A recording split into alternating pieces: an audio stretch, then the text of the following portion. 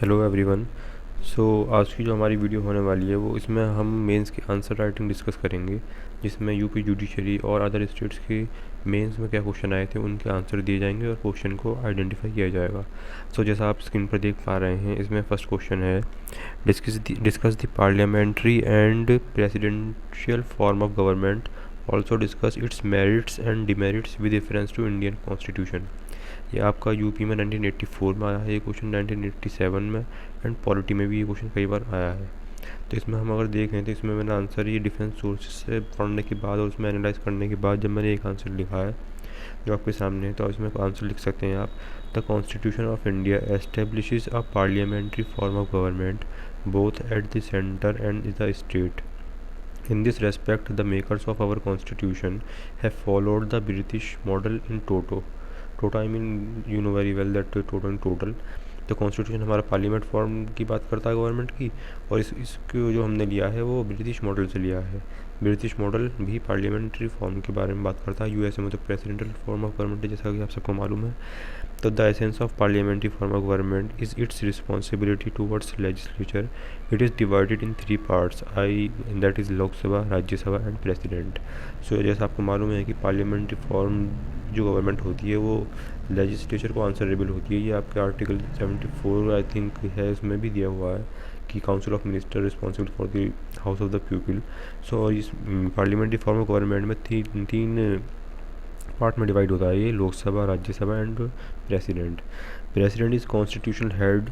The following are the features of parliamentary form of government. Council of minister are collectively responsible to the lower house, ये आपको मैंने पहले ही बताया, जैसे कि आर्टिकल 74 में दिया हुआ है। काउंसिल ऑफ मिनिस्टर जो रिस्पॉन्सिबल होगी lower house, that is Lok Sabha. The member of Lok Sabha, the member of lower house are directly elected by people of India. Direct people elect करते हैं जो हमारे एमपी होते हैं लोकसभा में। On the basis of universal adult franchise normally for 5 years, वही 18+ जो है वोट करते हैं, 5 ईयर्स के लिए सिलेक्ट होते हैं। The position is same in case of state, same वही चीज़ अप्लाई होती है। स्टेट में एमएलए के वोट होते हैं डायरेक्ट, वो वहाँ पर स्टेट लेजिस्लेचर में पार्टिसिपेट करते हैं।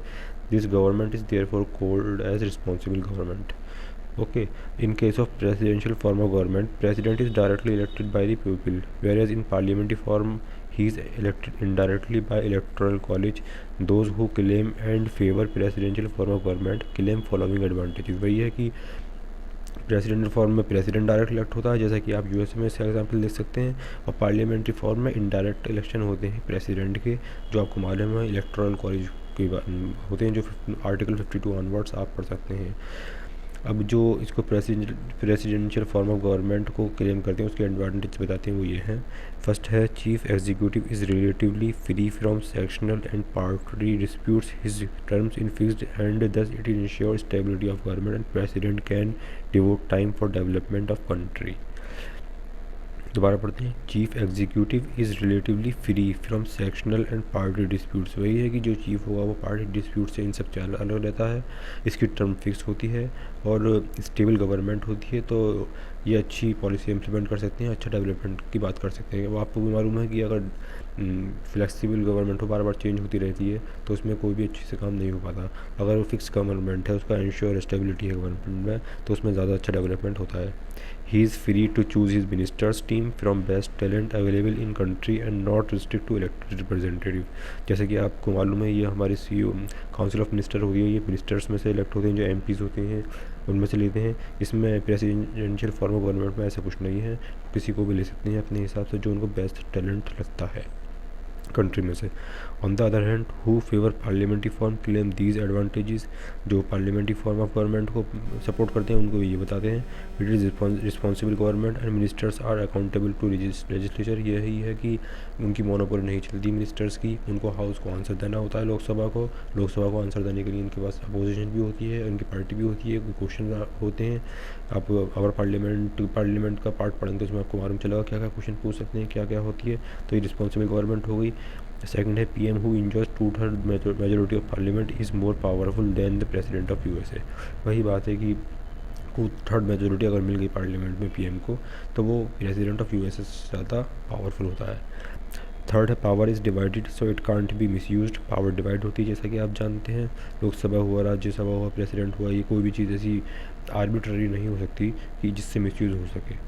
वहाँ पर प्रेसिडेंशियल फॉर्म ऑफ गवर्नमेंट में आपको मालूम है कि वहाँ पर प्रेसिडेंट के पास पावर है, यहाँ 3 पार्ट में डिवाइड है, तो वहाँ पर मिसयूज़ होने की ज़्यादा चांसेस है।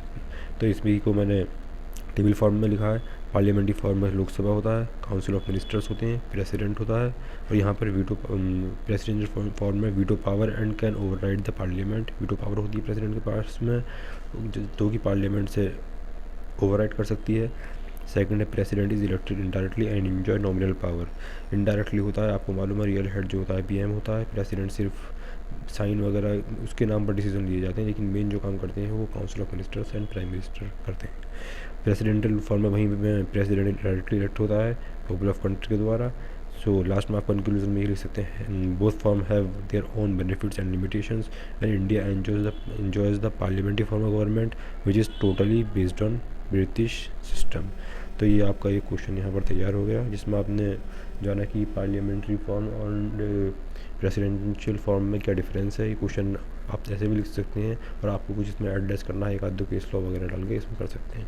सो थैंक यू एवरीवन, मिलते हैं नेक्स्ट वीडियो में। अगर आपको एक वीडियो पसंद आए तो कमेंट करें, लाइक करें, सब्सक्राइब करें, फ्रेंड्स के साथ शेयर करें, और आगे आपको किसी टॉपिक में और लगता है कि वहाँ पर क्वेश्चन बनाने की ज़रूरत है तो कमेंट में बता सकते हैं, मैं उस पर वीडियो ले आऊँगा।